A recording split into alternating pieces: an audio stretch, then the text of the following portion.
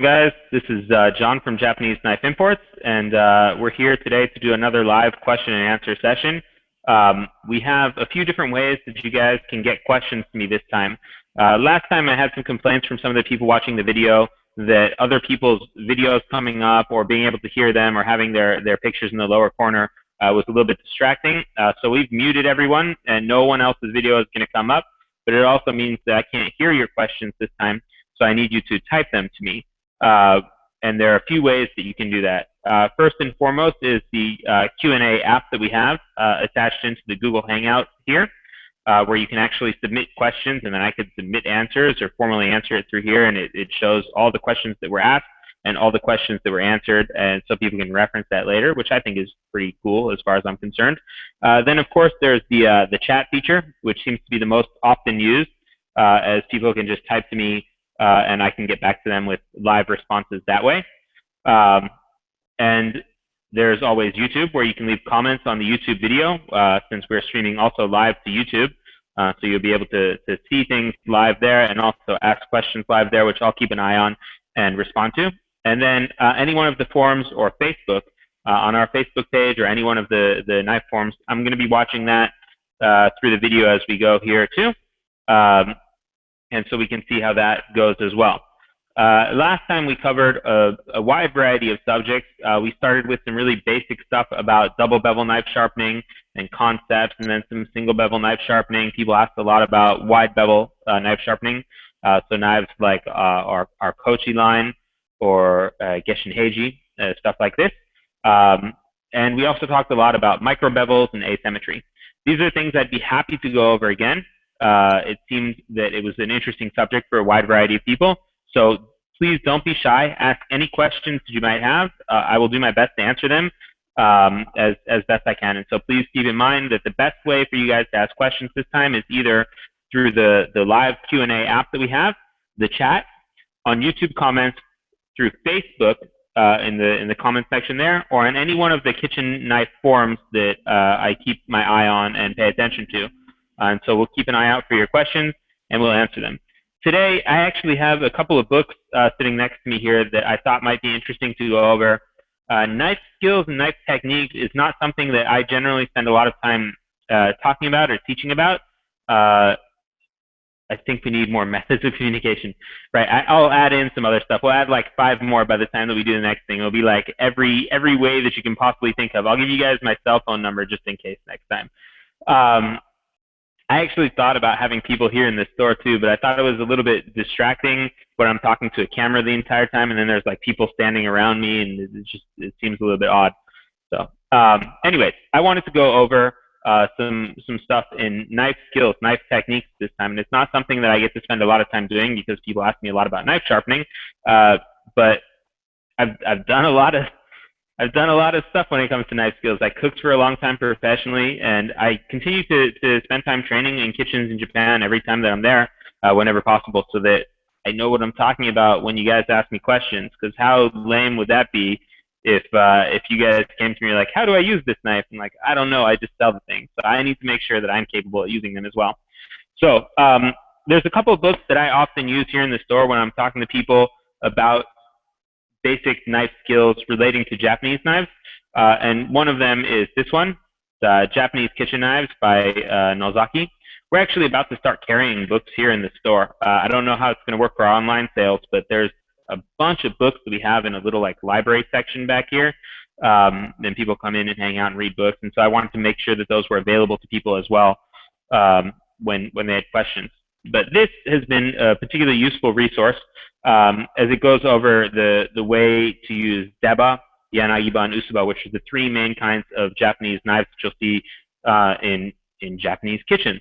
Of course, deba being the knife used for filleting fish, usuba being the knife used for vegetable work, katsuramuki, these kinds of techniques, and yanagiba used for the slicing of fish.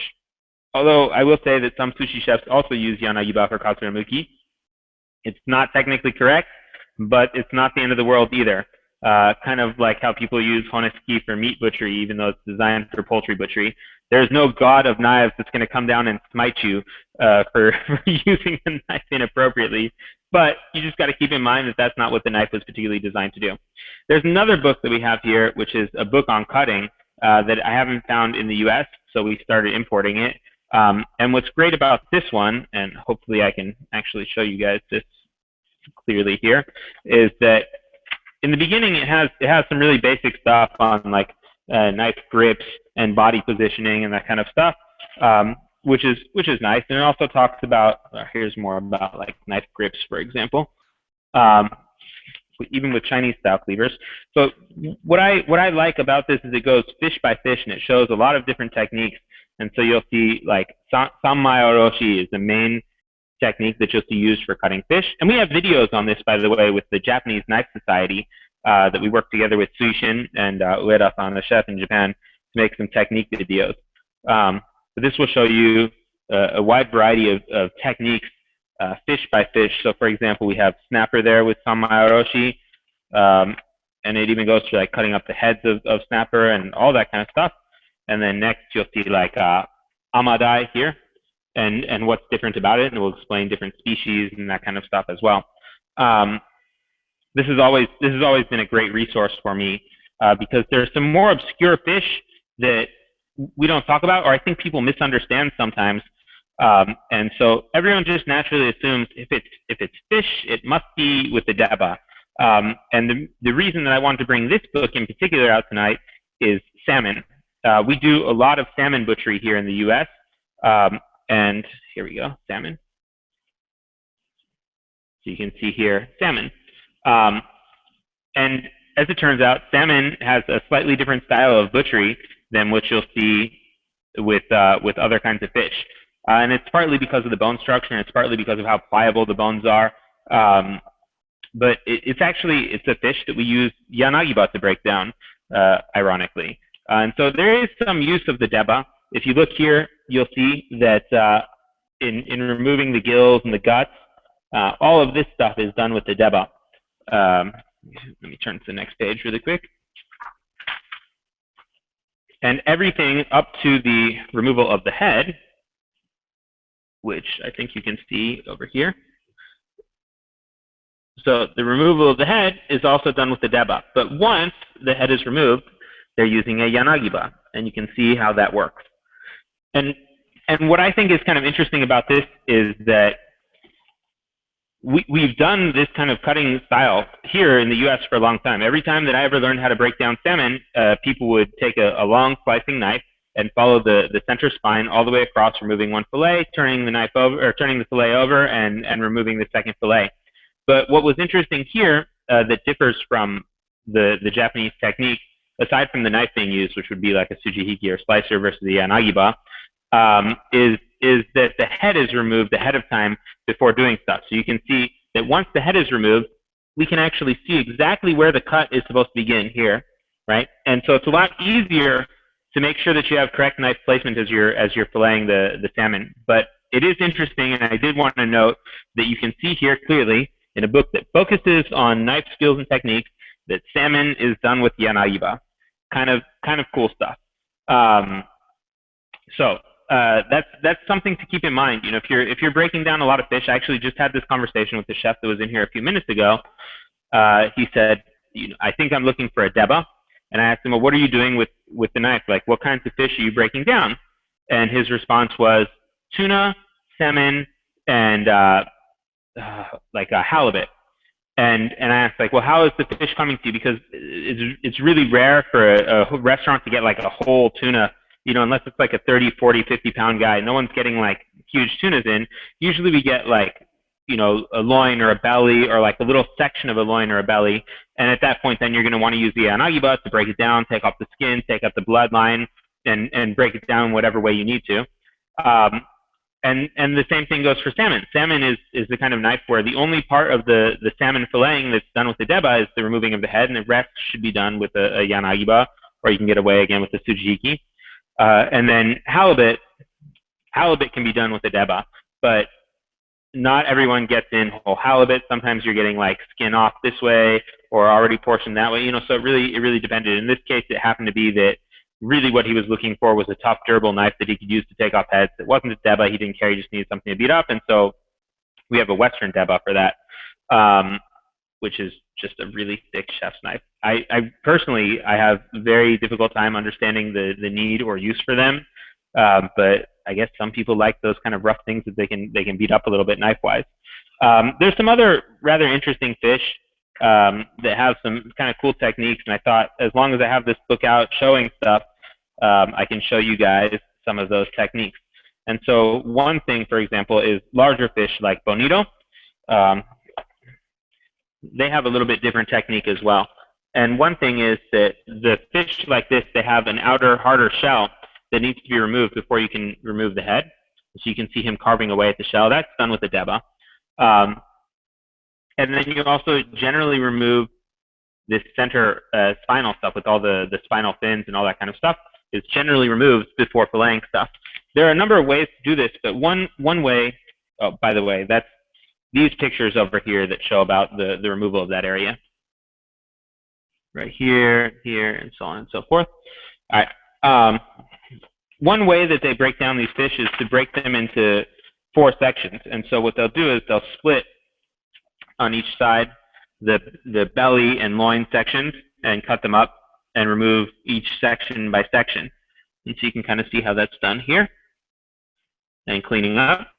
But another interesting way, and especially works well on smaller versions of these fish, you can see the end result here as well, is this kind of thing, where what you can do is work through the belly section up to the spine, work through the spine section up to the center spine on both sides of the fish, and then come through with a knife and remove each fillet while it's still attached to the tail. So you can see here under my index finger what I mean by that. Anyways, it's kind of a cool technique, and I've done it a couple of times. It's a little bit tricky, but it is a cool technique. So now that we have quite a few people watching stuff, I thought we'd open things up to the question and answer session.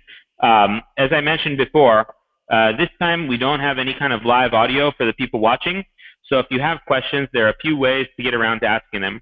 One is with the actual question and answer app that we have loaded up here in the Google Plus Hangouts. 2 is with the chat feature, which I see some people have joined already.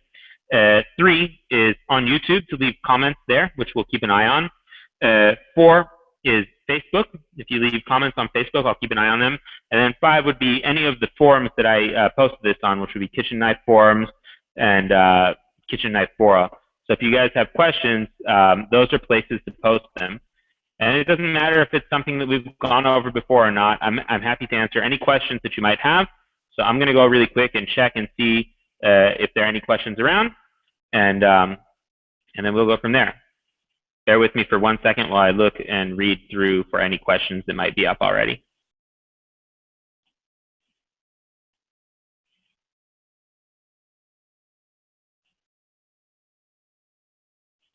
Almost there. YouTube is taking a second to load. So, so far so good. So far no comments yet.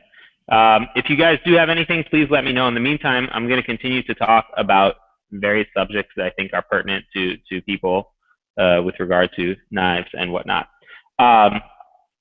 So we were talking about different fish and breaking down fish and what knives are involved. And I was explaining that deba is not always the correct knife for every fish. And I showed salmon as an example of when that's the case. Now, salmon is not the only kind of fish where you can use yanagiba to break it down. There are some other smaller fish. Let's see if I can find one really quick. Like sardines, anchovies, kisu, various things like that, where we use a technique called Daimyo Sheets. And Daimyo Sheets is a technique that's used with really small fish where essentially the head is removed and each fillet is taken off much in the same way that we do salmon. So let's see if we can find something that allows us to see this. And Dave Brewer has a question, which I will get to in just a couple of seconds. So bear with me here, Dave. here we go. Here is Daimyo Roshi on Sayuri. Sayuri being half beak, I guess is what it's called in English. Anyways, here you can see the head is removed and the inside is cleaned up. And all that can be done with the Yanagiba in this case. You could totally use a deba for it, but it's not necessary. But here what you'll see is that what they're doing is finding the place where the head has been cut off, and then finding where the spine is, and following the spine all the way up through to the end, removing each fillet. And this can be done on both sides, and your final result is here near my middle finger. So kind of cool stuff. All right, so we have a couple of questions now that I'm going to try to get to. And let's see what we have. So first up is Dave. He says, when sharpening single bevels, I don't raise the burr and probably don't hit the edge with the blade flat on the stone and applying pressure above the shinogi line. I think I'm following your video here. Only when I lift the blade very slightly do I start getting a burr. Should I leave the blade flat and continue until I get the burr?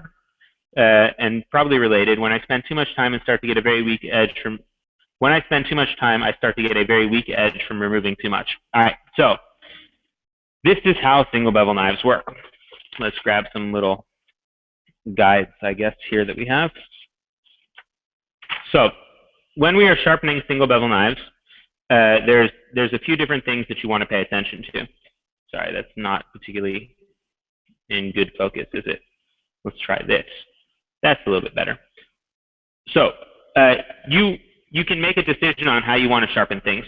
The way that I generally teach people sharpening is what's called the hamaguri edge, which is a slightly convex compound bevel where we do an upper part and a lower part and blend them together.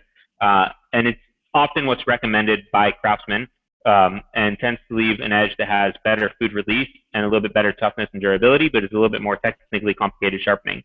Another kind of sharpening that's common is called beta togi.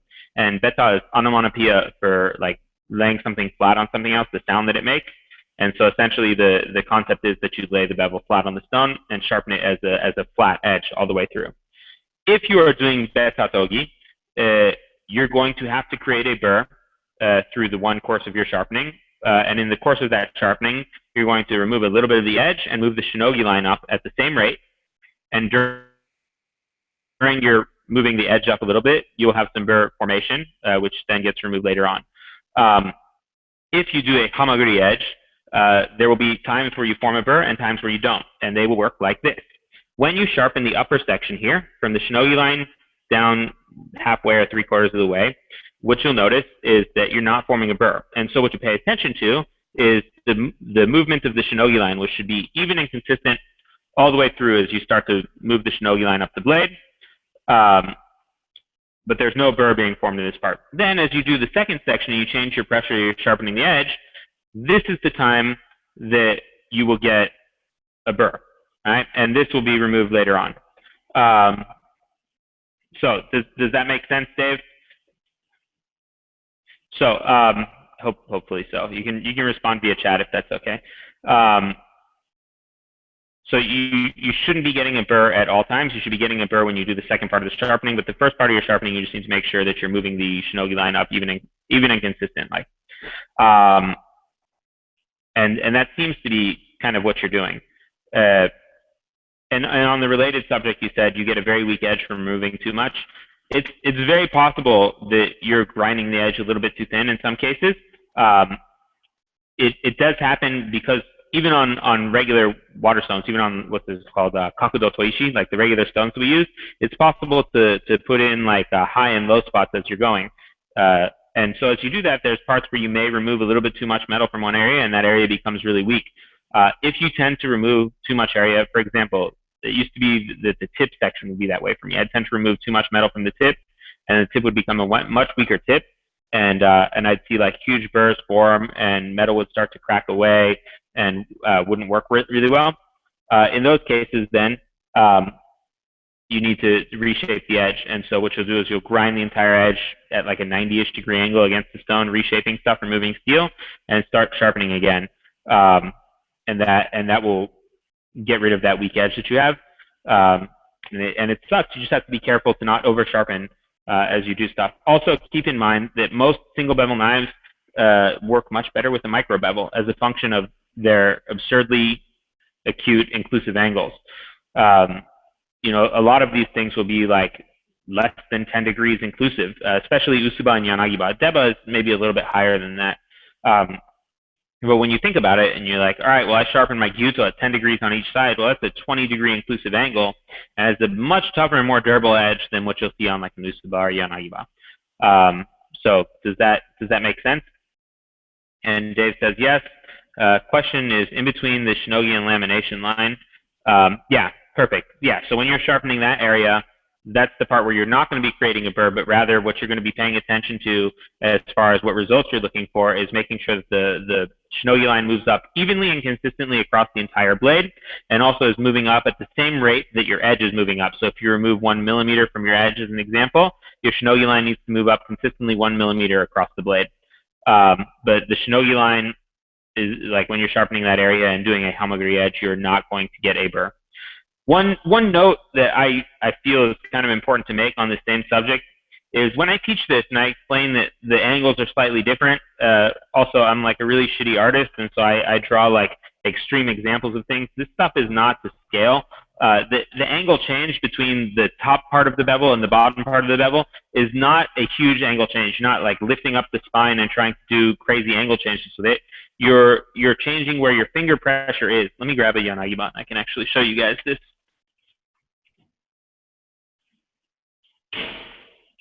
So you're changing where your finger pressure is.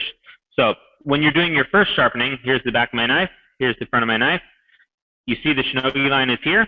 My finger pressure is going to be here, directly on where the shinogi line would be on the opposite side. If there was a shinogi line on the back side, that's where my fingers are. And my pressure is going to be pressing down and against the stone. Right? In the second sharpening, my fingers are going to be close to the edge, so they're going to be not exactly like this, but they're going to be more in this area. I don't want them touching the stone because it's going to be rather uncomfortable when my fingertips start bleeding from grinding away.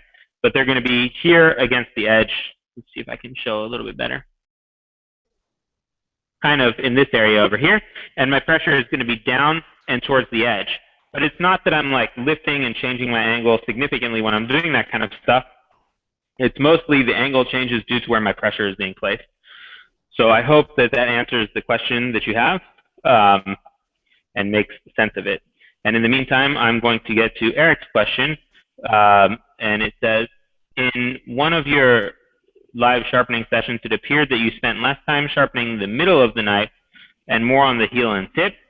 It seemed just like you hit the middle when you passed from the heel to the tip. What's up? Yeah, sure, it may be. The amount of time spent is not necessarily the most important thing. You'll also notice that as I do the heel and tip of the knife, my strokes on the stone tend to be a little bit shorter. It's just a force of habit, I guess. It's not that that's like technically correct or incorrect sharpening. But when you're looking for stuff, number of strokes or like, you know, counting how much time you spend on each side or these kinds of things, they don't matter. You look for results, right? So you want to say like, in my sharpening, I need to make sure that the burr that I form is consistent and even from heel to tip. So the burr needs to be the same size here as it is here, as it is here, here, and here. If I can do that through whatever course of sharpening that I go through, great. Like that's what I'm trying to do.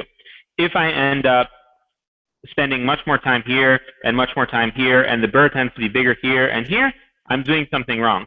But if, for whatever reason, in the way that I happen to sharpen, I can go through stuff that looks like I'm spending less time in one area than another area, and I get an even and consistent burr. The most important thing is the result that I'm getting, which is that even and consistent burr from heel to tip, which tells me that I'm removing the same amount of metal in each place along the blade, that I'm actually sharpening the edge, and then I'm removing fatigue steel. And so that's what I'm going for. Also, as a side note and relating to the tip, when you're sharpening the tip of your knife, because of the way that you're sharpening, whether it's doing like small sections at a time or like incremental adjustments or doing a rocking motion, at the tip of your knife, there's much less time of like each section of the blade on the stone, that it makes a little bit more sense to spend a little bit more time generally at the tip so that you even out the amount of time on the stone that you get per section of your knife.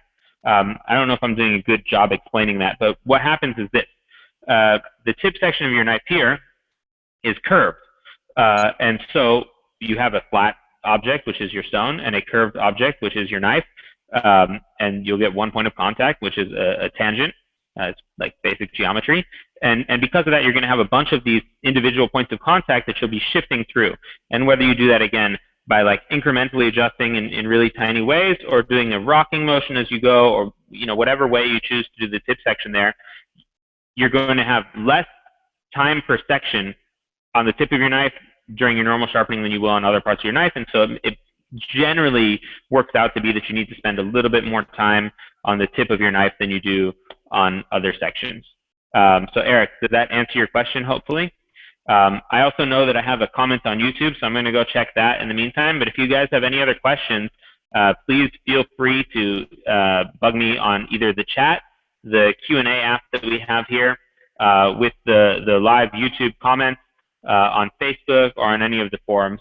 And I will keep an eye out for your questions and see how I can do. And it says on YouTube here, hi, do you plan on doing any refinishing after thinning demos in the future? Can you speak at all about how to do this properly with regards to double bevel knives? Thanks.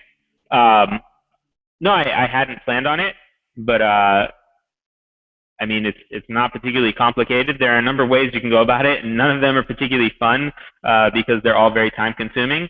I bought one piece of heavy equipment just for that. So a lot of knife makers use belt grinders for reshaping and sharpening. I don't think I've ever sharpened a knife on my belt grinder here, but I definitely use it for refinishing stuff because it's way faster than sandpaper. Here are some options that you have for refinishing blades after thinning, and it depends on the kind of blade that you have also. Let me go grab a couple of different knives really quick, which will give me a couple of examples of different styles of double bevel knives, and then we can talk about thinning and refinishing both of them. And also, Eric, yeah, that may have been what it is. It's just maybe one knife that I was working on needed more work in those areas. It's really possible. I get more major repairs than I do regular sharpening. And so things tend to be really messed up, which requires me to reshape things, which then throws the whole, like, trying to make even and consistent burr thing out the window.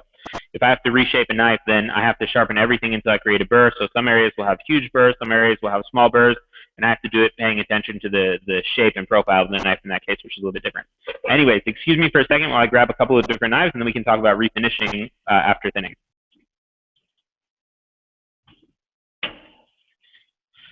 I think what I'm going to do is grab a Geshin Ginga, since it shows something without any kind of shinogi line. It's not set up as a wide bevel knife, and then maybe a Kochi, because that is here and close to me, and we can talk about the refinishing of the, one more. Let's do Gengetsu.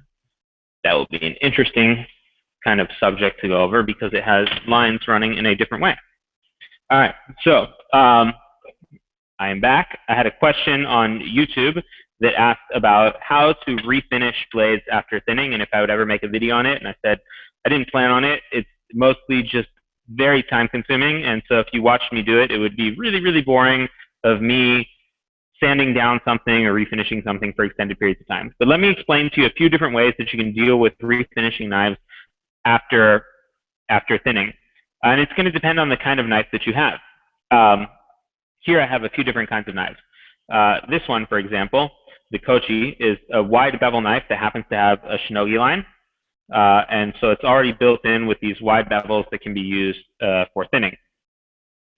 This one happens to be the Geshin Ginga, which does not have that. It's a convex side of the knife, and there's no shinogi line, and so you kind of have to figure out the thinning yourself as you go. And then this one is the Gengetsu, which also does not have that, but what you can see is that the grain or the scratch pattern on the steel runs in a different direction than it does on the Geshin Ginga. Let me see if I can get like a close zoom in thing of this, that you guys might be able to see that. Why will it not zoom? I guess it wants to keep its focus on me. Yay. Let's try it this way. So here you can see that the scratch pattern on the knife runs from the spine to the edge versus this one, where hopefully you can see that there's a lot of horizontal lines that run from the tip to the heel, or heel to tip, or whatever it is. All right, so here are different options that you have. The easiest knives to deal with for thinning are these kind of wide bevel knives like this, because the thinning is essentially already built in. You know that you can sharpen this bevel from the shinogi line down. You can sharpen this bevel from the shinogi line down and take care of your thinning. And then as you continue to progress through your sharpening method, thinning the knife and working through from coarse and medium and finishing stone and so on and so forth, you're essentially refinishing the blade as you go. So for example, if you want to create really cool misty looking finishes like this, that can be done just by using the right stones that do these kinds of things, which can sometimes be natural stones, sometimes synthetic stones, sometimes combinations thereof. There are a number of ways to do that kind of thing. It's very difficult to get it to look as even and consistent as this, but it's totally possible, and I do it all the time. It just takes a lot of time and practice. So on knives like this, it's not necessary to completely refinish stuff because you're already refinishing stuff as a course of your sharpening and thinning the knife normally. On knives like this, however, you have to create your own thinning bevel. And some people choose to refinish them and other people don't.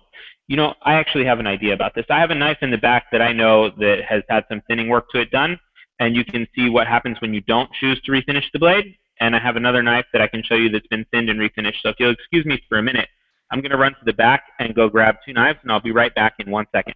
Bear with me.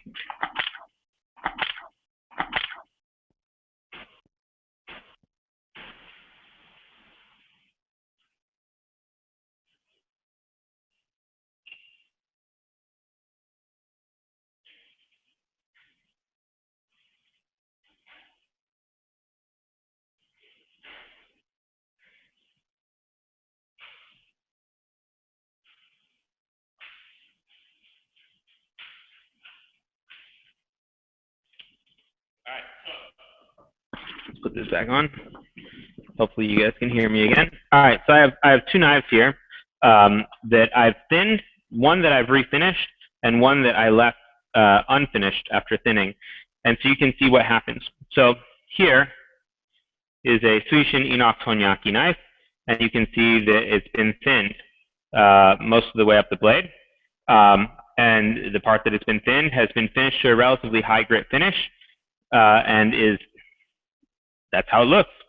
There's, this is the scratch pattern from the stone that I finished on that happened to be, in this case, a very high grit stone.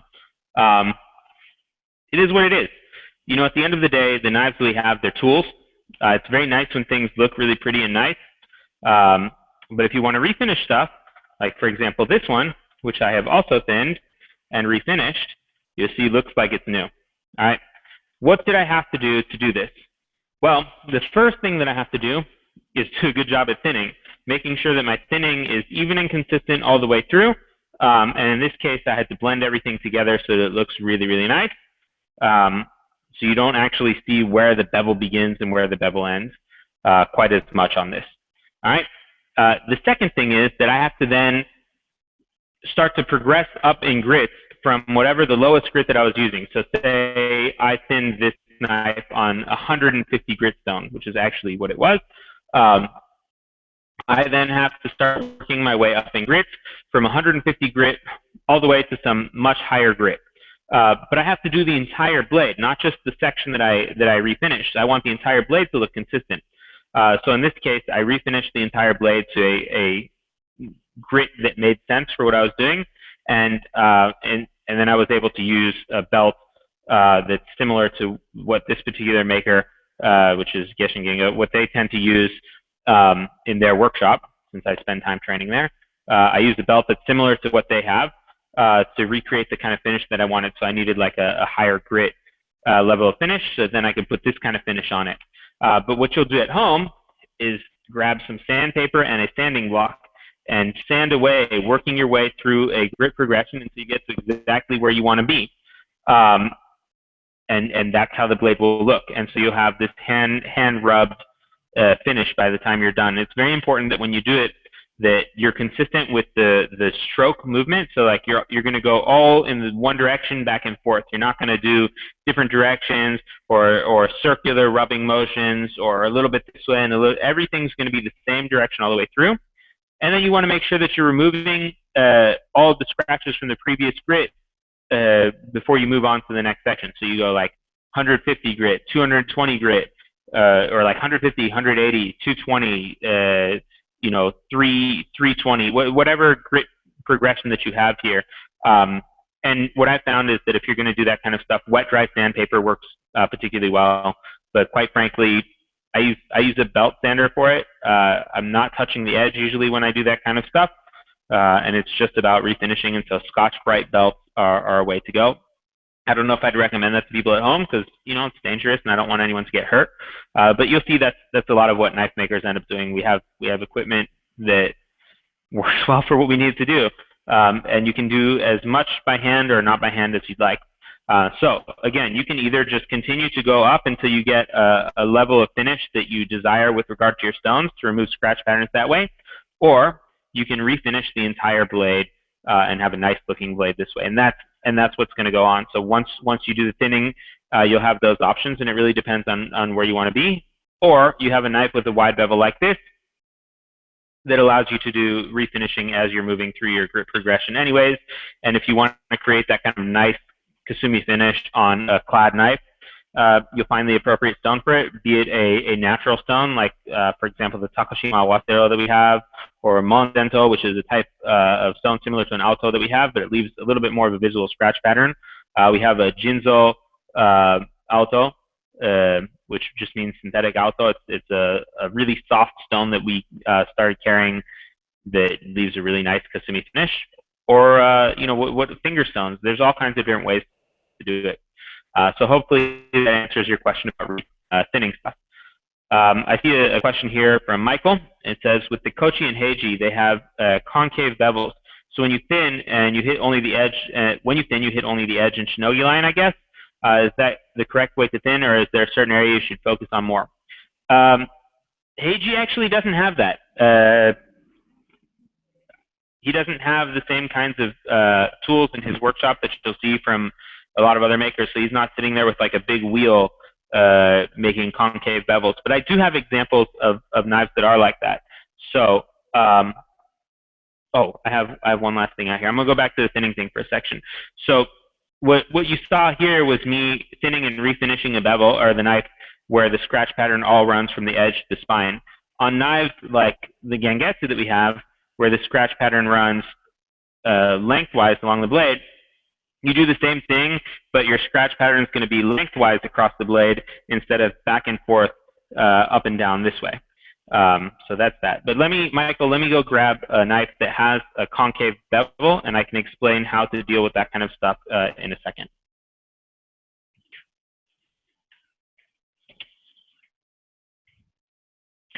So what you were saying is that on certain knives, what you've noticed is that the bevel is actually being ground in such a way where it's concave, and when you do thinning or when you sharpen the entire bevel, you hit the shinogi line in the edge, but not the center of the knife. Some knives are like this. This happens to be the Geshin Kagekyo knife in Ginsanko. It is definitely like this, and you can actually see it. I'm going to see if I can get out of the way and have the camera focus in it all over here.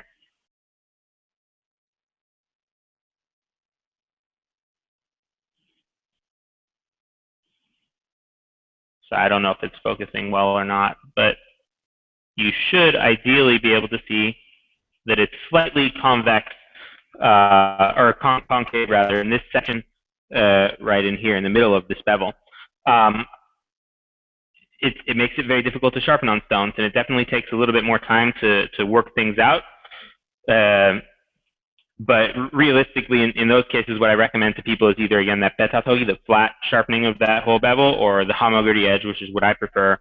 It will take some time to redo, but you're going to go from a bevel that's shaped like this, and over time kind of work it out to this. And in the meantime, if you have trouble with how it looks, you can use a wide variety of techniques to refinish it, or you can just bust it all out in one sharpening.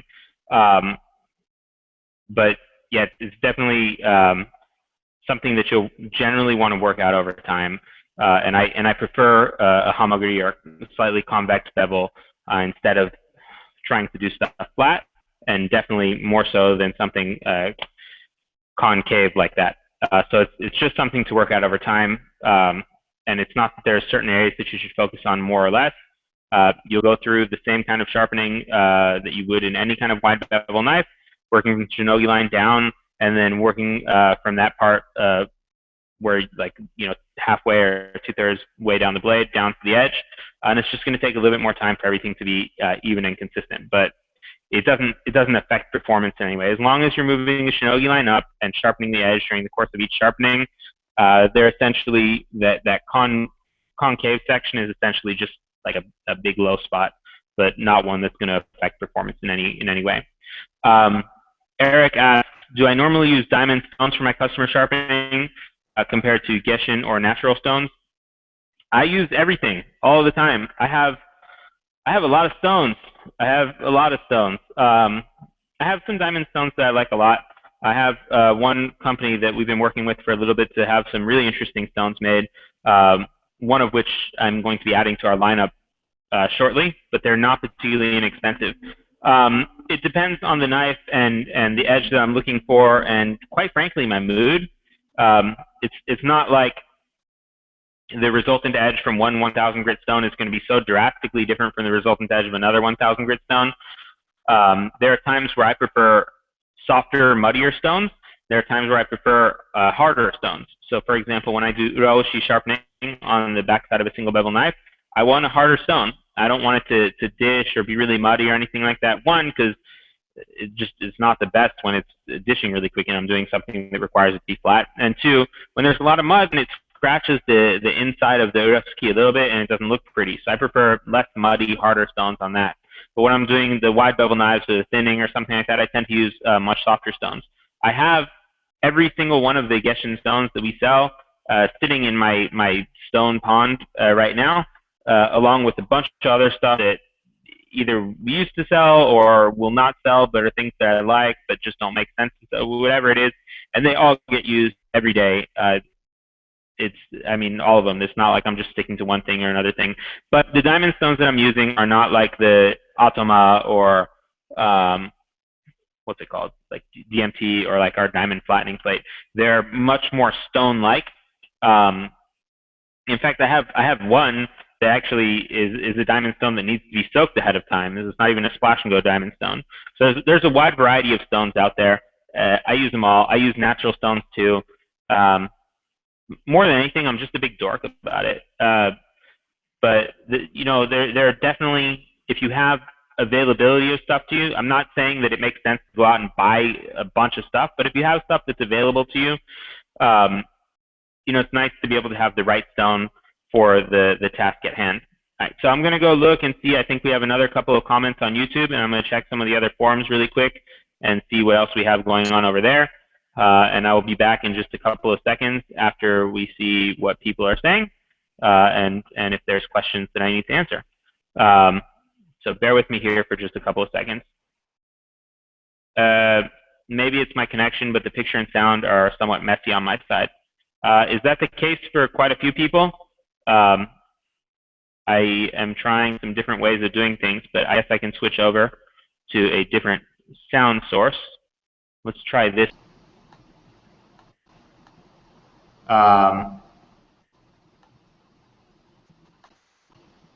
Is this working better for you guys as far as sound goes? Let me know. I just switched to a different microphone. I still have this being used for my audio to be able to hear, but we're now using the camera for the microphone. I'm doing my best to keep the audio and video quality high, but it's a live broadcast with a lot of people watching, and it's a webcam. It's not going to be as nice a quality as the stuff that I shoot on my what's it called, 60D. All right, so it was better with less echo. Let's go back. Are we to better audio now, Eric? Let me know if that sounds better now without as much echo. Great. All right. So I'm going to continue to use this for audio and microphone. And I really apologize for the not so great quality of the audio and video feed this time. Doing my best to keep it as nice as I can, but you know, stuff happens. So that was our question on YouTube. I apologize for the not great audio quality. We are doing our best to keep stuff as nice as we can. Looks like that's it for questions for now. So are there any other questions that you guys have while I have you guys here? If so, there are a number of ways to ask questions. You can do it either through our chat feature that we have here in Google Hangouts, through the question and answer app that we actually have loaded up that it seems maybe not so many people, oh, now this time people are using it.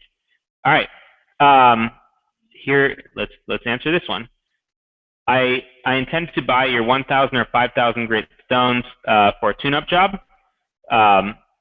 Okay, I hope that you like them. We have a couple of different 1,000 stones right now. We have the extra large one and the 1,000 side of the 1,000 6,000 combo. I used to have a green Splash and Go 1,000 grit stone, but we stopped carrying that after I replaced it with the 200 grit Splash and Go stone. Depending on the kinds of stones that you're looking for, these may or may not be the best fit. It really depends on what kind of knives you're sharpening and what you're looking for feedback-wise from the stone, what kind of cutting speed you need, whether you prefer Splash and Go or not. It might be easier, honestly, to email me with what kinds of knives you're sharpening and what you're looking for the 1,000 grit stone specifically. The 5,000 grit stone is an interesting stone. It's not a particularly fast cutting stone. It is Splash and Go. Relative to the other stones that we have, it's probably one of the slower stones, but what it does really well, and the reason I've kept it around, is that it helps remove a burr really quickly and really easily. It leaves a really nice, even, shiny finish, and because it's not particularly fast cutting, it's not creating a burr so much, so it's very easy to get really nice, clean edges off of it.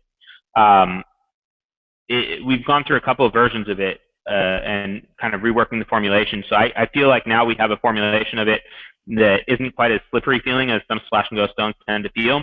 But again, you know, if you're doing really hard wear-resistant powdered steel, something like that, there are probably some better stones we have in our lineup, including the Geshin 6000. We have actually a new 6000 and a new 3000 on the way from Japan right now. Those are probably faster cutting and better for those kinds of steels. But this one is a great way to get a really nice, clean edge on a wide variety of knives. Just don't expect it to be the fastest cutting stone in the world. So I hope that answers your question, Steve. And I'm going to go to his next question. Here we go.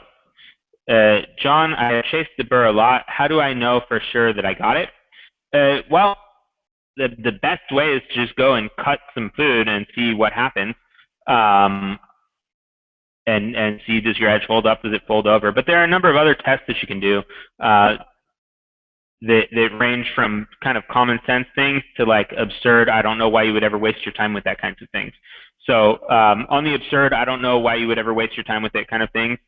There are microscopes that you can get and look at your edge under a microscope and see, is the burr there? Is it not there? Did I do a good job removing it? What does the scratch pattern look like? I mean, you can look at that kind of stuff under a microscope.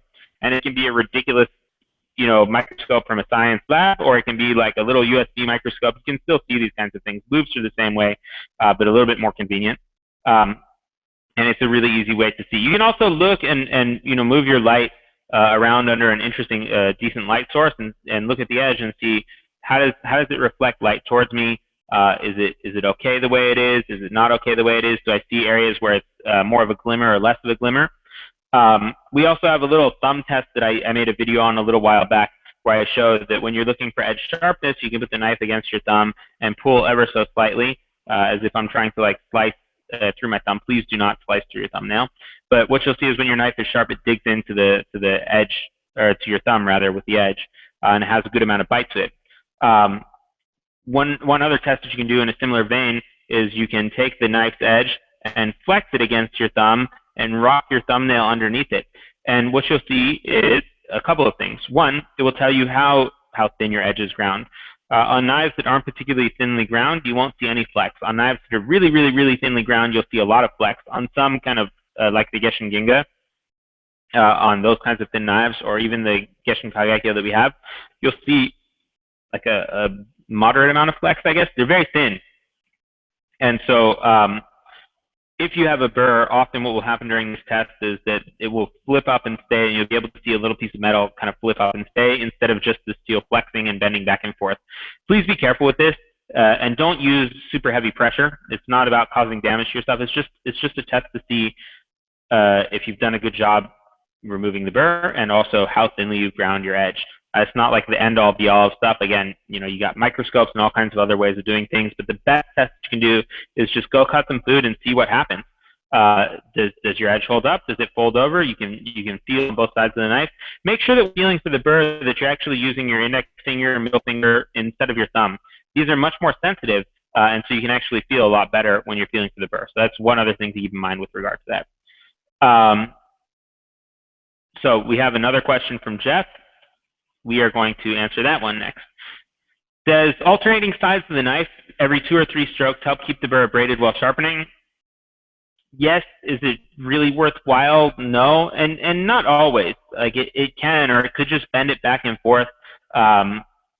It's not the most necessary thing in the world. If you're really worried about how difficult the burr is to remove, you can go through burr removal process in between each stone. But I don't even find that necessary to do either. You can just remove the burr at the end of your sharpening, and you should be fine.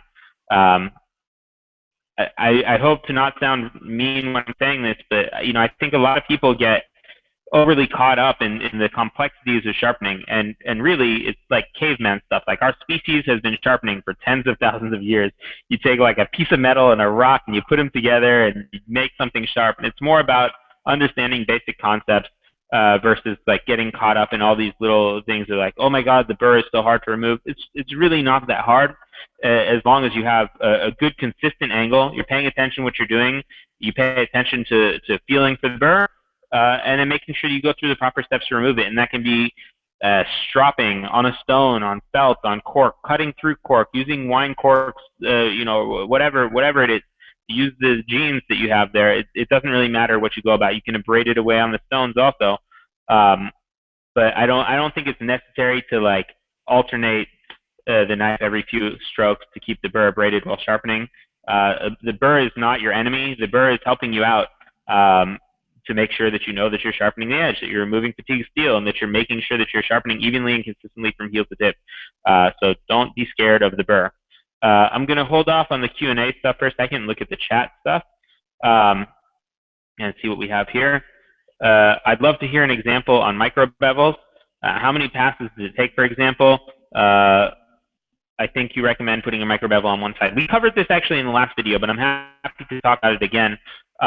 I've not set up here to do sharpening. I'm sitting in front of my display cases instead of in the back of my store where all of my sharpening stuff is. But I can show you a couple of things, and I'm going to do it in a way that's semi-sacrilegious, so I apologize for that. Let's say that this is my stone surface, and this is my knife.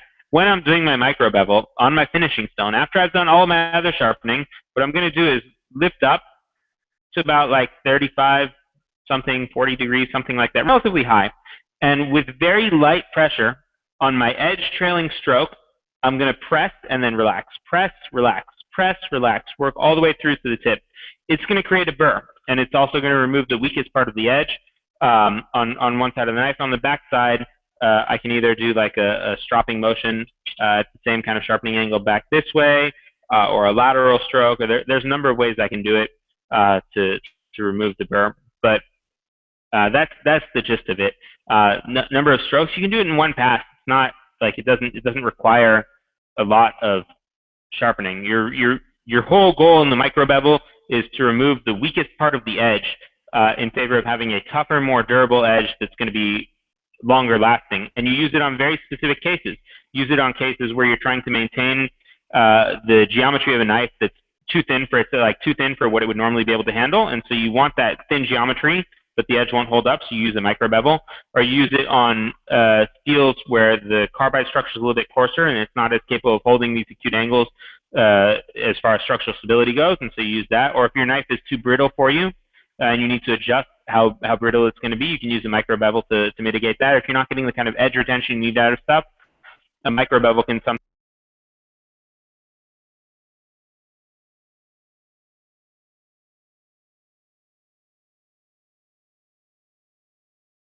I guess someone muted me here for a second. It's not necessarily something that you need to use on every knife. It's designed for certain cases, very hard knives, very thin knives where you're trying to maintain that kind of geometry, coarse carbide structures. I'm dyslexic today. So hopefully, Mike, that makes sense to you. Eric asked, is 2,000 to 8,000 too large of a jump? Geshin Ginga Guto, is 8,000 going to be okay for general kitchen use like onions? Yeah, okay. 2,000 to 8,000 is fine. Just keep in mind, the larger the jump that you go, the more time you're going to have to spend on the subsequent stone to remove the scratches from previous grit stone. It's not always important to remove all the scratches from previous grit stone, so that might be okay. And yeah, it's totally fine to make that kind of jump. I do it all the time. I jump from the Geshin 2000 to the Geshin 8000. More often than not, I tend to finish on a 6,000 grit stone, but 8,000 grit is fine for normal kitchen use. There's not like one answer of what is best and what is not best. There's a range of things that make sense. And so it may be that for you, you have the kind of feeling that you prefer that tends to be more on the 8,000 grit side of things, which has a little bit less bite and a little bit smoother cutting action. And yay, that's what works well for you. For someone else, they may want like a 4,000 grit edge, and that's what works well for them. It's when you start to get past 8,000 grit, you start to lose tactile feedback from the edge in a relatively significant way. And it's not that you don't get any kind of feel. It's not that the edge loses all of its bite, but there's definitely diminishing returns with regard to how much tactile feedback you get from your edge as you move up onto these higher grit stones. And so my advice to people is that if you're going to finish something somewhere in the 3,000 to 8,000 grit range makes total sense as a finishing stone. Finishing stones aren't always necessary, by the way. There's many people who use just one grit stones and that's it. But if you're going to use one in that range makes sense for kitchen knives. It's not to say that higher grit edges aren't sharp. They're very sharp, but they don't provide the kind of tactile feedback that one looks for in kitchens. And so I hope that answers that question. Dave asks again, my original question on single bevel should have dealt with the area between the lamination line and the edge. Knife flat on a stone with slight pressure at the edge is not producing a burr for me. It takes a slight lift at the spine. No, it shouldn't do that. And you might have this issue, Dave. You may be sharpening at too acute of an angle. You may be like having too much pressure in your right hand that it doesn't allow the pressure in your left hand to dictate where the angle is going to be, and so you grind your edge too thin, or you may not be using MicroBevels, appropriately or something like that. But you should be creating a burr during that second part of sharpening, and if you're not, something is going wrong. That's the whole purpose of that part of the sharpening. So the first part, from the shinogi line down, you're paying attention to how the shinogi line raises up evenly and consistently across the blade. And the second part, from the lamination line-ish area down, you're paying attention to burr formation. You should form a burr that's even and consistent from the heel to the tip of the knife, and that's the whole goal of that type of part of the sharpening. So if you're not doing that, Dave, something is going wrong. And so Eric says, yeah, just trying to decide between a 6K and 8K. Currently I have a 2,000 grit stone right now. What kinds of knives are you sharpening? And what kinds of things are you cutting? Are you cutting things that require a little bit more finesse? The higher you go up in grit, the less damage that there is to the food that you're cutting, but the less tactile feedback that you get. And so that kind of thing can make a lot of sense when you're cutting raw items, where you want to minimize damage to the food and minimize oxidization that occurs and that kind of stuff. But on things like or raw fish, for example, or some kinds of raw vegetables, sometimes basil, herbs like that. But sometimes when you're cutting like tomatoes and bell peppers, it's nice to have a little bit more tooth or bite to the edge. Meat as well. That provides you not necessarily like a toothy grippiness, but like I don't ever want my edge to feel like it's tearing and stuff, but it provides me tactile feedback as I'm cutting. I can feel what's happening in my cut in a much more significant way. For what it's worth, I finish most customers' knives around 6,000 grit, and that's absolutely fine for all the stuff they do, ranging from working in sushi bars to I don't know. I don't have so many like I don't think I have any fast food customers, but more casual food, and that kind of, it works out well. I finish my Yanagiba at home on 6,000 grit. I have 8,000 grit stones. Sometimes I do that, and it's really nice. I like when I do that kind of stuff also. So for my Yanagiba and for my Usuba and for my Tsuchihikis, maybe I'll tend to finish a little bit higher. For my Gutos, for my petty, stuff like that, probably like 6,000 grit is where I tend to stay the most. 6,000 grit edge will be more than adequate for all the kinds of things you're doing, and it's just an issue of what you're looking for in your personal preference. I hope that answers that. Eric also said, how do very thin knives perform as honetsuki, like the Heiji or Ginga, without chipping issues? What kind of technique, sharpening angle, blah, blah, blah. The Ginga is actually, even though it's thin at the spine, is not quite as thin behind the edge. The Geshin Ginga is not quite as thin behind the edge as the normal Geshin Ginga knives in the honetsuki or hankotsu. So it's relatively tough and durable because of that, and does quite well without chipping, but they're not designed for cutting through bone. They're designed for cutting through joints.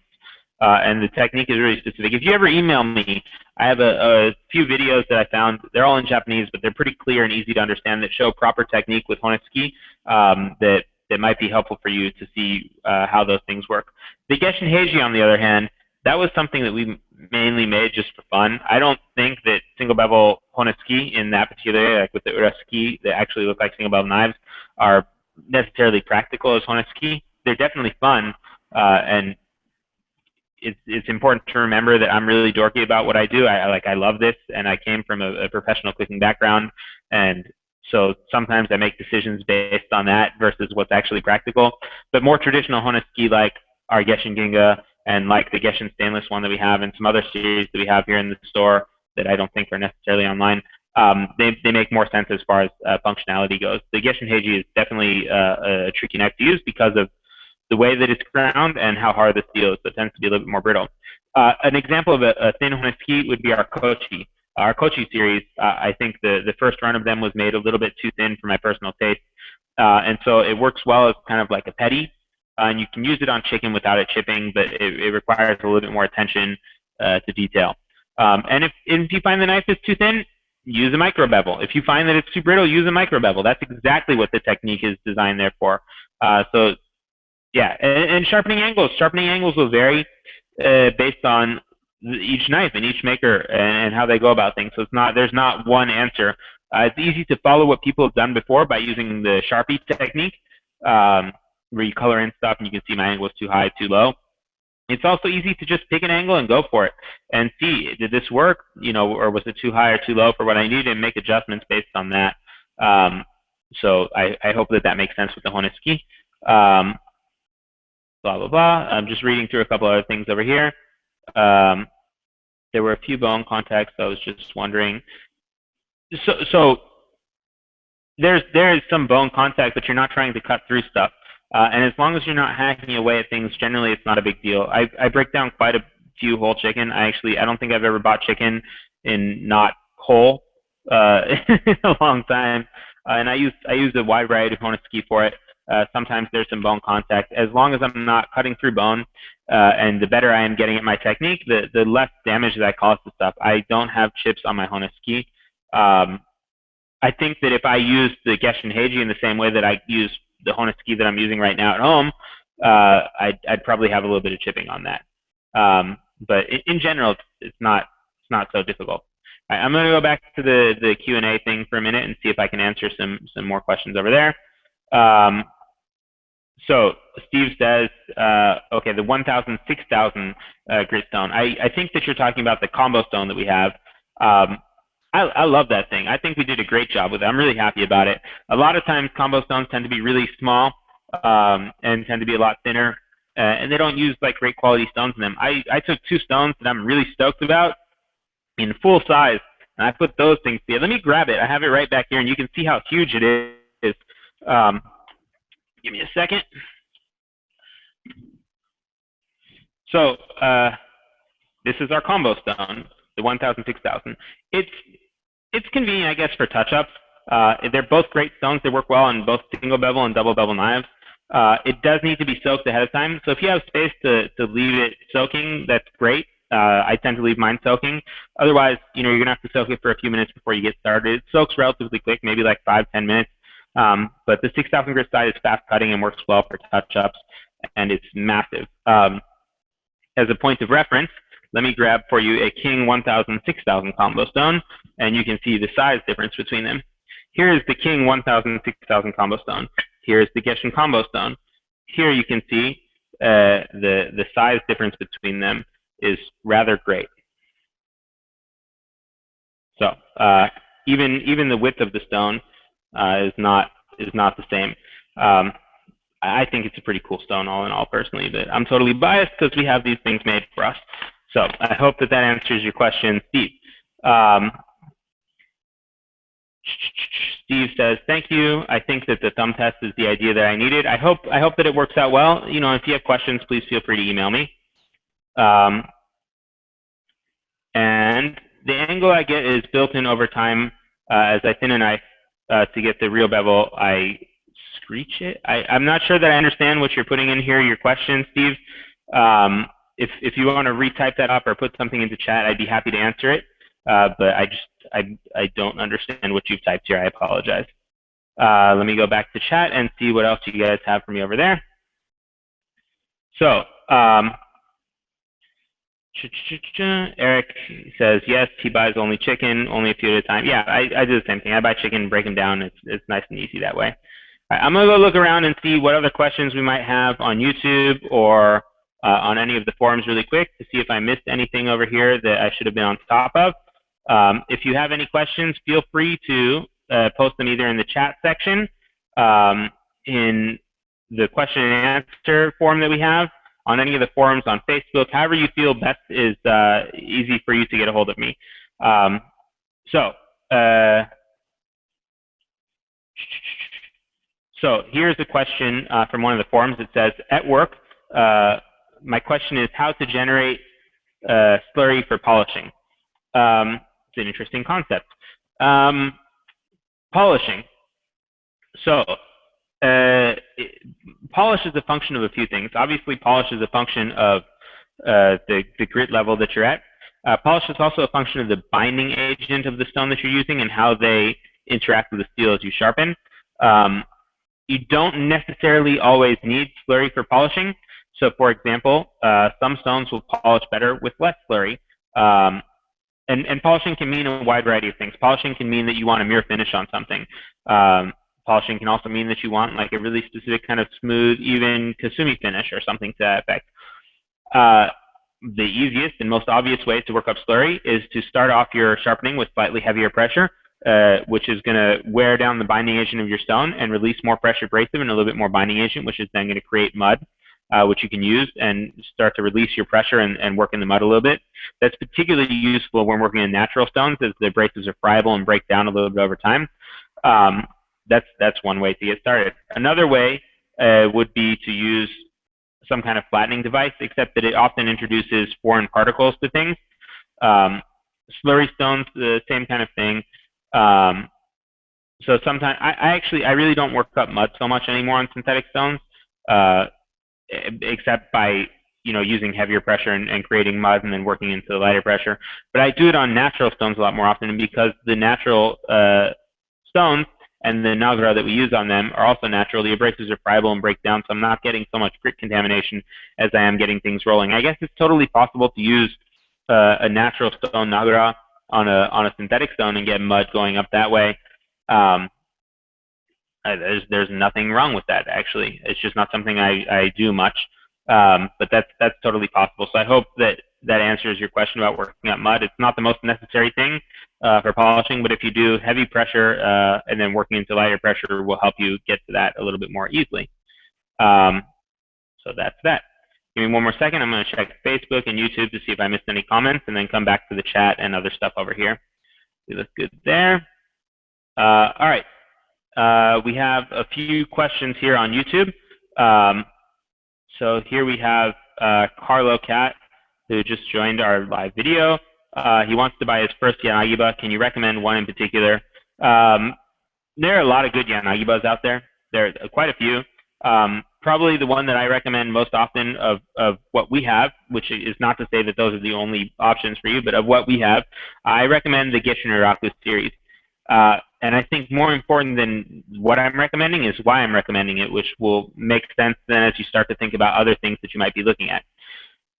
The first reason that I recommend it happens to be price point. I don't want people to learn stuff on stupidly expensive knives and make mistakes, and then you feel like shit. If you mess up like a $500 knife, it feels much worse than messing up like a $200 knife. But here are some more functional reasons why I recommend it. It's made of white number 2 steel. There are a bunch of different steels that you'll see at a bunch of different price points in Yanagiba, including white 3, white 2, white 1, blue 2, blue 1, blue super, and some stainless things and all kinds of other stuff.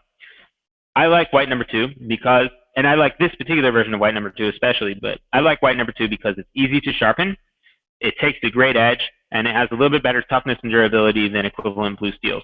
White number 3 is actually a slightly tougher and more durable steel, but it has a lower carbon content and isn't quite as capable of holding edges for as long or holding as acute angles. So you need to use a MicroBevel and be much more consistent about that kind of stuff. White number 1 has higher carbon content, tends to be a little bit more brittle, even though the edge holds longer. Blue number 2 and blue number 1 tend to be more difficult to sharpen, and they tend to be a little bit more brittle, and they don't get quite as sharp.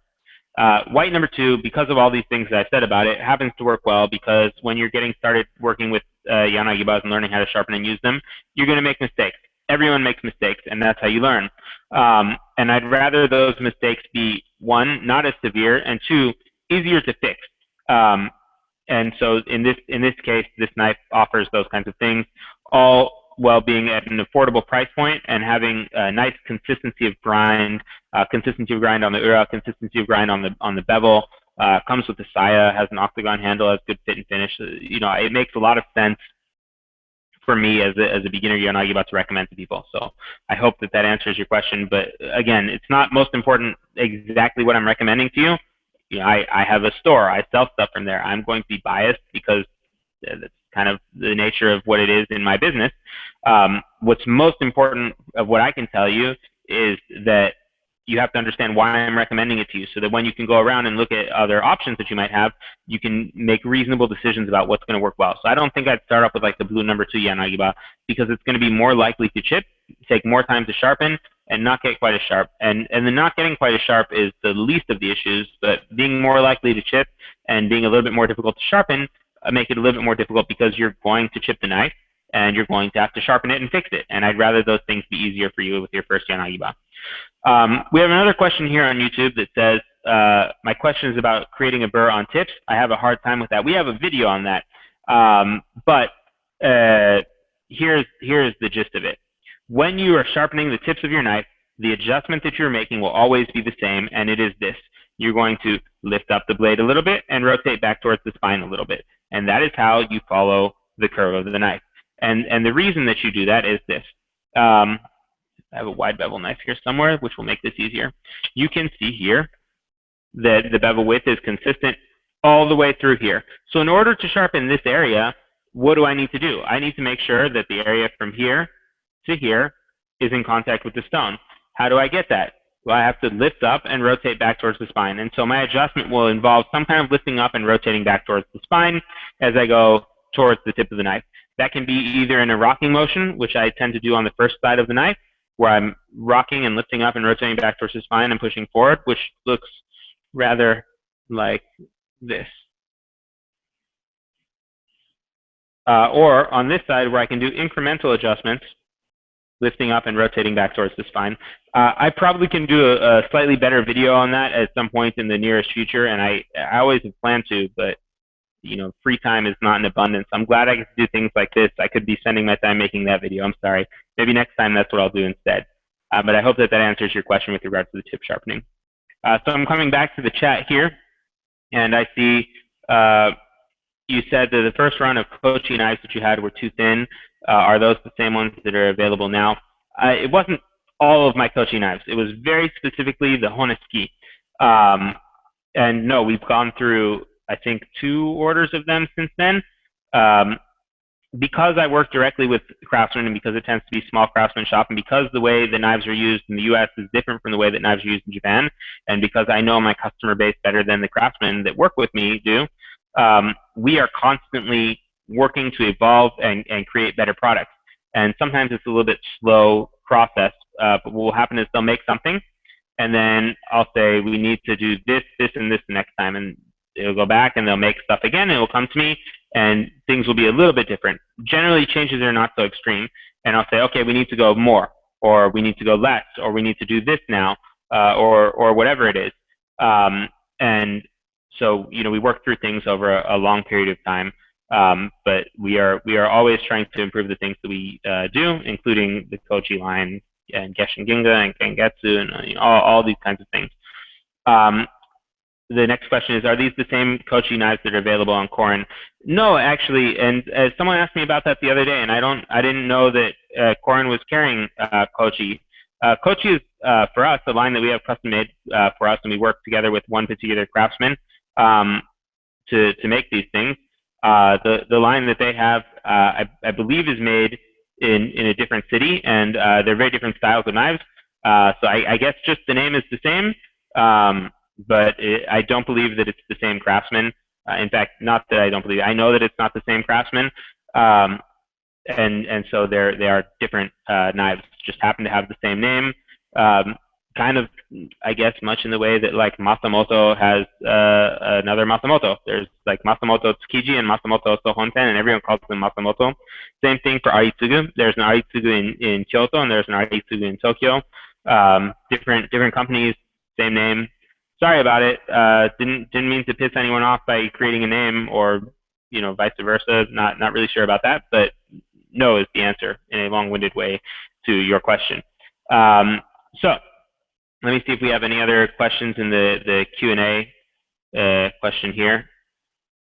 Scratch the knife. So let me see, Stephen. Sorry, what your last question was. So the angle I get is full, but over time I thin a knife to get to the real bevel. I scratch it. Okay, I'm not really sure exactly what you mean to say here, but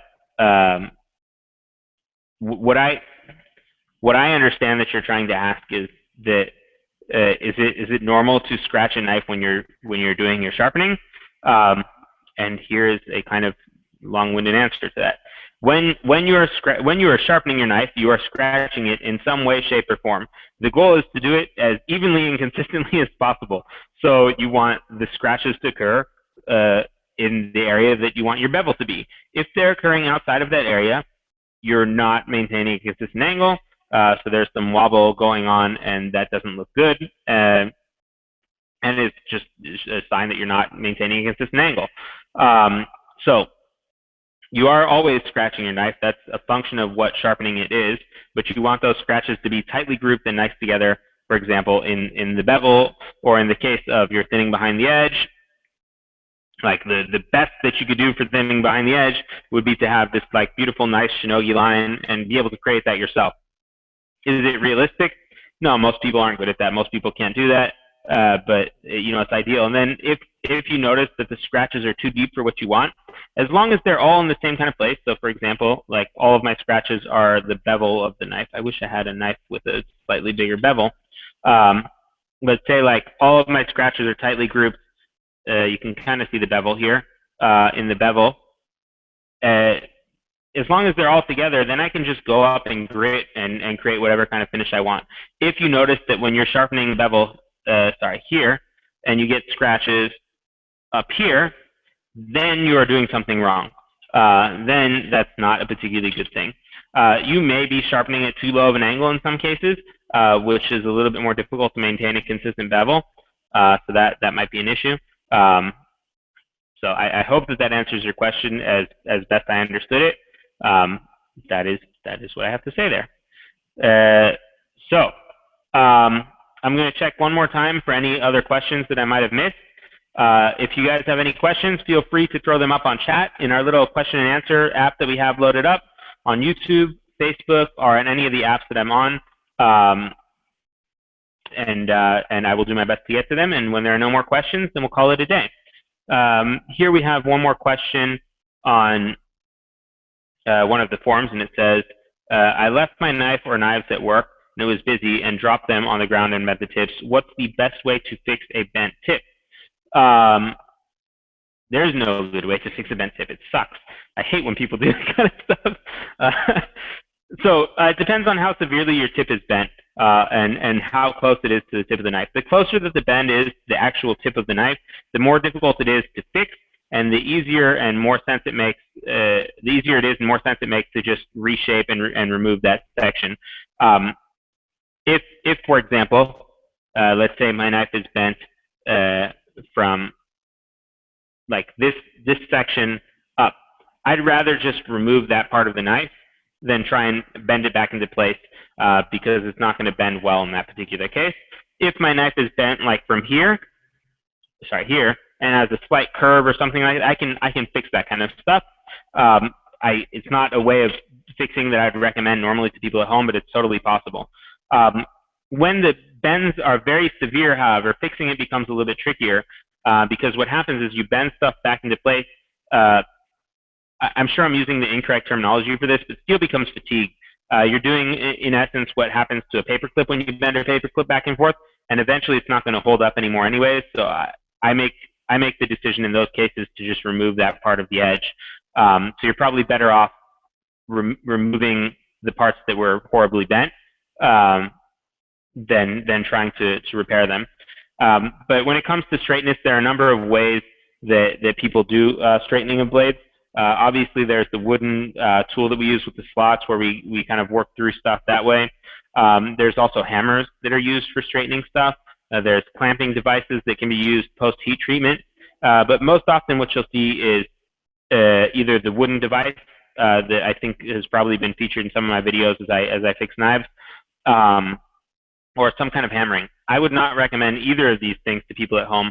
I know that there's some people out there that say, oh, it's so easy to do, you should totally do it yourself. One, it's dangerous. Two, it's very possible to break the knife. And three, more often than not, people are ill-equipped to be able to actually see what's wrong with the knife. And I don't know how else to explain it than this. There's one craftsman that I train with in Japan, and they're the makers of our Hide knife. And I'll sharpen knives with him, and or we'll be making knives, and I'll do something and it will look good to me, and I'll say how does this look to him? And he'll look at the knife and he'll point and he'll be like, so this part here is bent and this part here is underground and this here and this here, and all these things that I couldn't see because my eyes aren't trained to see stuff in the same way that he sees stuff. This is the issue with a lot of people at home trying to fix bends. You need to understand and be able to see them in ways that I think people aren't adequately trained to do, because there's more than just simple bends where it's like, now the knife is bent here. Well, sometimes there's a little bit of warping that occurs, or sometimes there's subtle bends that work around through things, and so the way that we approach them has to be a little bit different. So I generally tell people try not to do those kinds of repairs at home. It's not that they're horribly difficult for us to do. I spend a lot of time training to do it. I feel very capable at it, but I've spent a lot of time training to do this, so it's a little bit different. Eric says his laptop's about to die. Scratched up Ginga with the Scotch-Brite pad while washing it. Fine rust eraser. Probably I'd start with a medium rust eraser and then go to the fine one after that. Or just use the Scotch-Brite again, but follow the grain pattern of the steel. So I hope that helps. Eric, have a great night. Hopefully your laptop doesn't die on you right now. And I hope that answers that question. And I believe that now I've answered the question with regard to the bent tips. I'm sorry, it sucks. Bent tips suck. It's never a fun thing to have. So, track down who did that stuff, and yeah. So please don't get into fights at work. That's not okay. All right. If there are any other questions, I'm going to do one last check really quick to see if I missed anything on Facebook or on YouTube or on anywhere else. Otherwise, we'll call it a night.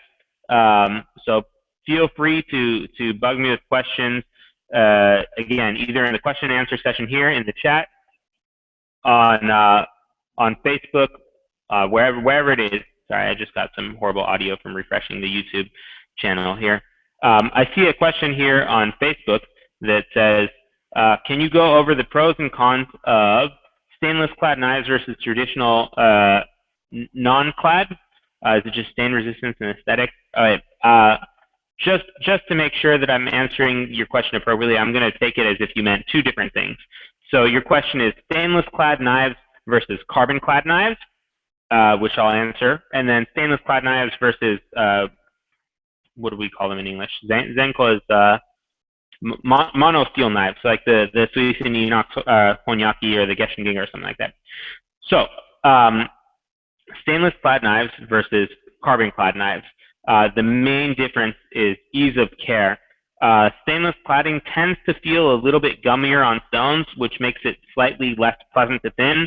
I don't find it to be any more time consuming personally, but you know, the pleasantry of it is a little bit more of a pain in the butt, but it definitely is a little bit easier to not have to worry about the entire size of your knife. However, I think I have one out here. Oh, so this is a stainless clad carbon core knife. This is the Kochi. You see all the shiny part of the edge over here underneath the misty part? That's all exposed carbon steel. So when I cut acidic foods, I still have to treat it exactly like I do a carbon steel knife because it's still going to be reactive and the edge is still going to patina. So that's something to keep in mind. So it's mostly just an ease of care kind of issue. With regards to stainless clad knives versus solid knives, mono steel knives, it just really depends on what you're looking for. Clad knives allow the core steel to be a little bit harder, and they allow for, I guess, greater flexibility in that sense. Mono steel knives tend to be able to be a little bit thinner. There are some clad knives that are on the really thin side, but not usually quite as much, at least the spine thickness, as the Zenko knives. So the thinner spine knives and the knives that are thinner behind the edge will move through food with less resistance. The knives that are clad tend to have a little bit more meat to them, and so they tend to have a little bit better food release with the convexing of the sides of the knife. They're easier to thin over time, you know, and so that's something to keep in mind. So I hope that answers the question with regard to, you know, what works out there. I guess aesthetics and ease of care are probably the biggest reasons for why people go for that kind of stuff. So it looks like we are all out of questions right now. I'm going to just check one more time to make sure I haven't missed anything else. But if you have any other questions, feel free to throw them up on the chat, the question and answer session, Facebook, on the forums, wherever you feel like it. And when there are no more, we're going to call it a day. So I'm going to refresh YouTube really quick again, and I'll check back on the chat in just a couple of seconds. It looks like we got through all the YouTube comments, all the Facebook comments. I don't see any more comments here in the chat, and I see a few here in the question and answer session. So here's another question from Steve. What do I think of the Edge Pro? I'm probably the worst person to talk to about this. I'm not a big fan of guided devices. It's not that they can't get you sharp edges. They absolutely can. And in the beginning, I think they can be slightly easier to use. I am convinced that there's also some skill level involved in using them. I am also of the belief that freehand sharpening is faster, easier, and more versatile. And so I tend to be a proponent of freehand sharpening, as it allows me to do a lot of things that would be rather complicated to do on guided systems. And there are also certain things I just like, I think that it doesn't make any logical sense to sharpen. For example, single bevel knives do not make sense to do on the Edge Pro. Some double bevel knives, absolutely you can get a great edge. I think it's really important to be able to make sure that whatever Edge Pro model or whatever equivalent of that you get allows you to drop down into the like 2, 3, 4 degree range, which will be necessary for doing adequate thinning behind the edge in my experience. But they're just not things that I'm personally a fan of. I don't think there's anything inherently wrong with them. I just find that freehand sharpening is faster, easier, and more versatile for myself and for the way that I teach people in sharpening. So I hope that answers your question without hopefully being too rude to people that do use Edge Pros. That's that. I guess Steve has put comments in here instead of questions. Steve, I'm glad that we got you an answer for stuff that makes sense. Thank you very much, and hopefully we got to all of those questions. I don't see any other questions over here. I don't see any other questions in our question and answer session right now. I'm going to check one more time on Facebook, and see what else. But hopefully we've covered a bunch of different subjects for you guys tonight that go over all the various things that you might want to know about sharpening and knives and all that kind of stuff. And we got to a little bit about cutting, which was kind of nice, which I was pretty excited about. I hope to be able to do more of these in the future. I think it's a kind of like cool way to get out to a bunch of people and make myself available to people that might not normally be able to call in and ask me questions about things. So I'm going to call it a night. Thank you guys so much. I hope you enjoyed this. And if you have any other questions, you can always email me at Jon, at JapaneseKnifeImports.com, or give us a call here at the store. I'm here every day except for Thursdays. That includes the weekends. So, hopefully we'll hear from you guys soon. And I hope that this was enjoyable for you guys tonight. Have a great evening. Good night.